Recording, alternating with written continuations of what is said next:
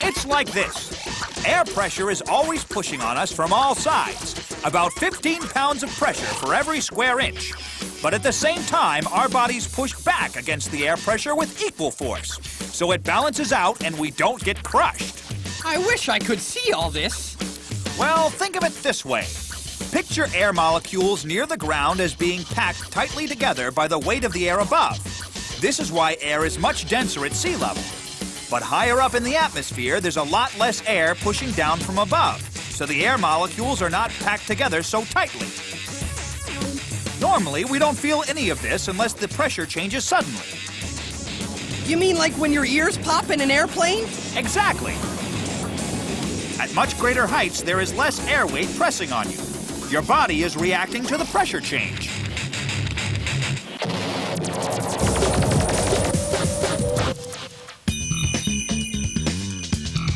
Scientists use barometers and other tools to study the air pressure, to predict the weather, and to study climates. You can measure changes in air pressure too. First, we can do an easy experiment to see how air expands as it gets warmer. Take a balloon, blow it up slightly, and attach to the top of an empty soda or water bottle. The larger the better. Put the bottle in a freezer.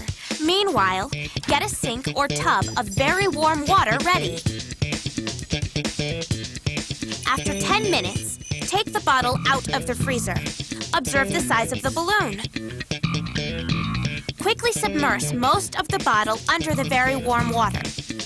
Hold it in the water for at least 30 seconds. Observe the size of the balloon now. This is because the air inside the balloon is warming up and expanding, just as warm air in the atmosphere expands, gets lighter, rises, and creates a low pressure area. Now let's make a real working barometer, which can measure the same effect in the atmosphere. To build a homemade barometer, you'll need a very large balloon, scissors, a large jar with a wide mouth,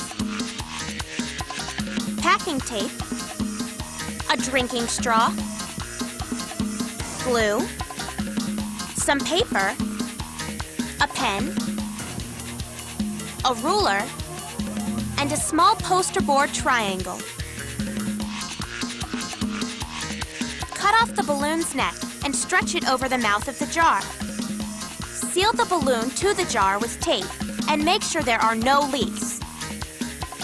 Insert the small triangle into one end of the straw.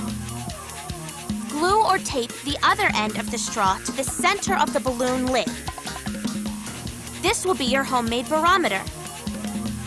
Put a piece of paper on the wall next to your barometer's pointer. Make a note of where the pointer falls. This is how you can measure the changes in air pressure.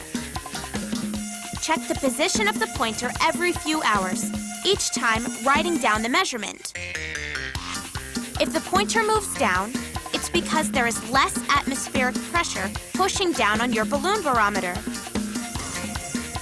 And if the pointer moves up, it's because there is now more atmospheric pressure pushing down on the balloon. Knowing how to accurately measure the atmospheric pressure is critical to weather forecasters. When the air pressure is low, it generally means bad weather with storms and precipitation. When the pressure is high, it usually means good weather with clear skies. You know, Malcolm, if our Earth was the size of an egg, then our atmosphere would only be about as thick as an eggshell. Don't start with food analogies. I'm getting hungry again. My point is that our atmosphere, as thin as it is, can still be broken down into 4 main layers. Examples